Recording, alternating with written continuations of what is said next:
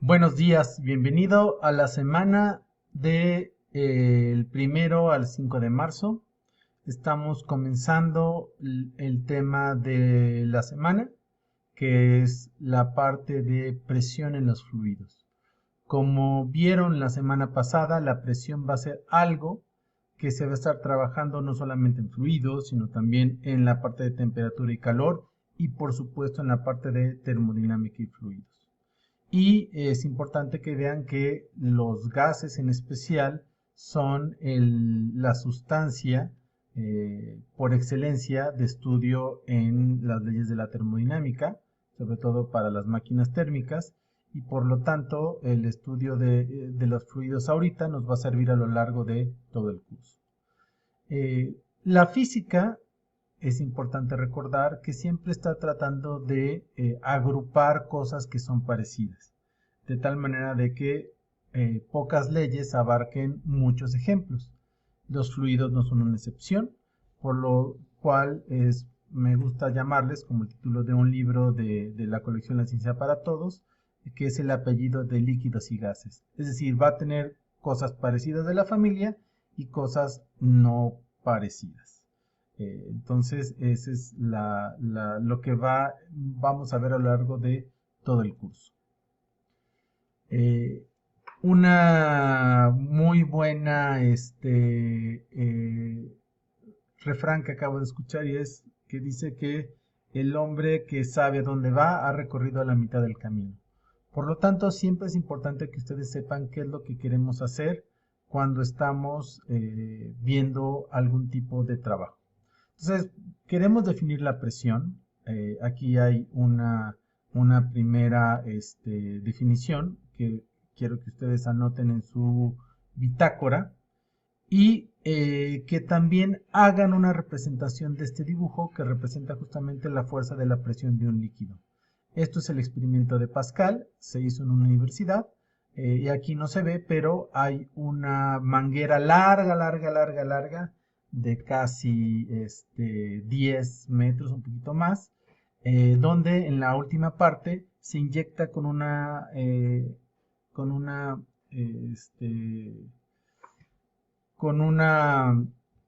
se inyecta un poquito de agua con una jeringa. Y esa poquita de agua que se inyecta hace que esto explote, ¿no? Entonces la presión en una primera aproximación pues tiene que ver con las fuerzas que hacen los líquidos, sólidos y gaseosos sobre las superficies y esa presión, esa fuerza se reparte por la superficie.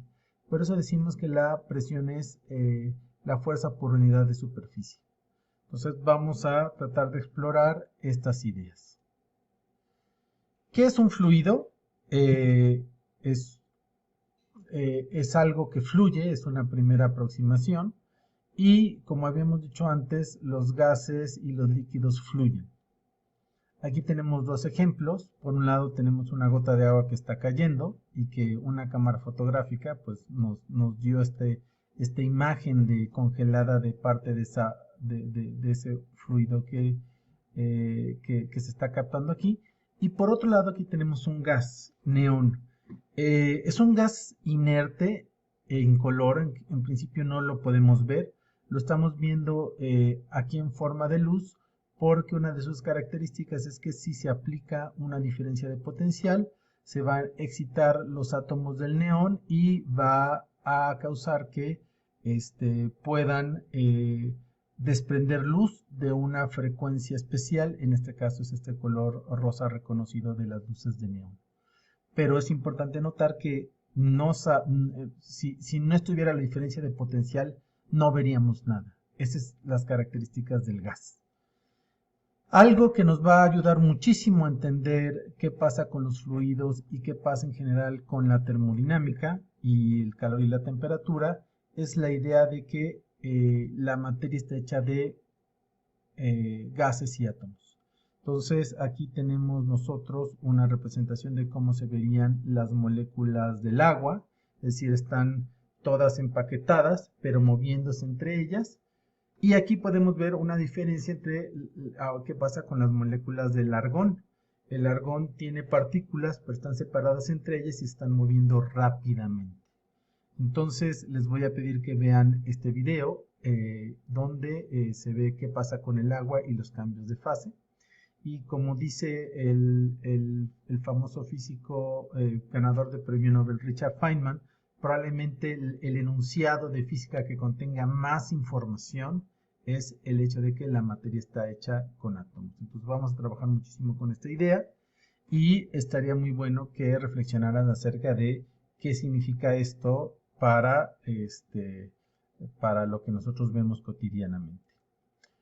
Vamos a realizar un primer ejercicio que es jugar con la simulación interactiva de PhET, donde justamente ustedes pueden controlar la cantidad de energía a través de calor que le ponen a un cilindro con una sustancia cerrada. Esa sustancia puede ser neón, argón, oxígeno y agua.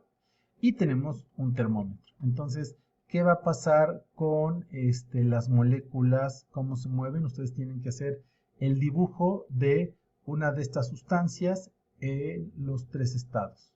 Sólido, líquido y gaseoso, que son los estados principales en que está la materia. Y aquí con estos botones pueden checar cuáles son esos estados. Y también por ahí pueden checar lo de los cambios de fase. Pero como siempre, estamos trabajando en que ustedes dibujen las representaciones de las cosas físicas que estamos viendo. Entonces, aquí el reto es cómo en un dibujo representar cosas que están en movimiento, ¿no? Y ver, entonces ese es el reto que tienen ustedes que hacer. Luego van a ver un video con el Proyecto G, un programa argentino muy entretenido, donde el doctor G, el señor de acá y el señor de allá, nos explican fenómenos relacionados con la presión. Y nuevamente la idea es que ustedes puedan uno de esos fenómenos ilustrarlos en su bitácora. Vamos a ver un ejemplo. Bueno, ustedes lo van a ver con el sonido, pero aquí lo único que necesitan es una lata que metan que previamente se calienta con agua y que se mete en un recipiente con agua fría con hielos, y lo que pasa es que la lata se colapsa. Entonces, ¿cómo podemos ilustrar esto y explicarlo en términos de la presión? Bueno, es lo que vamos a querer hacer a lo largo de la semana, pero pues vamos a intentarlo hacer primero. Entonces, copien este primer ejemplo para que puedan ver cómo se hace. Primero, bueno, pues se pone el título, ¿no? Explicación de un fenómeno físico, lata que colapsa. Lo primero que ponemos cuando queremos observar algo son las observaciones, que es lo que nosotros podemos ver con nuestros sentidos. Entonces, pues lo que vemos es que el agua se calienta de una lata. Entonces, ya estoy haciendo aquí un modelo físico y tengo que poner el modelo en un segundo momento, que es cuando al ponerlo en agua con hielos, la lata se colapsa. Entonces, mis dibujos no tienen que ser perfectos, pero las explicaciones apoyan esta descripción. Y luego, pues ahora voy a tratar de dar mi explicación en términos de las cosas que están sucediendo. Entonces, a eso le llamo inferencias, es decir, lo que yo puedo decir acerca de las observaciones. Y estas inferencias funcionan en tanto que lo puedo hacer a partir de los conocimientos físicos que yo sé que suceden, ¿no? Entonces aquí suceden dos cosas. La primera es que el agua al calentarse, que es lo que vimos acá y lo que ustedes van a ver en el video, pues hace que estas partículas del agua, que primero están todas juntas, empiezan a moverse más rápido y hacen que algunas de esas partículas empiecen a estar en estado gaseoso y yendo por todos lados. A la hora de hacer eso, las partículas del aire que están ahí salen porque la lata está abierta y se quedan solamente mayoritariamente las partículas del vapor. ¿De acuerdo? Simultáneamente, está pasando la presión. Dos cosas importantes. Estamos sumergidos en un mar de aire. Entonces, ese mar de aire también está ejerciendo presión, es decir, fuerza por unidad de área sobre la lata. Y adentro, el aire o las partículas de vapor también están ejerciendo presión.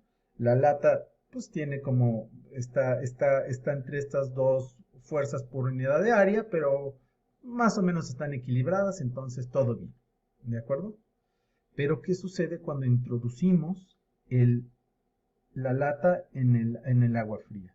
Bueno, pues sucede que hay un cambio de estado, porque de repente lo que está muy caliente se enfría, entonces las moléculas de agua que estaban ahí se condensan. Ese es el parte del vocabulario que tienen que empezar a usar. Y entonces, es decir, se pasan al estado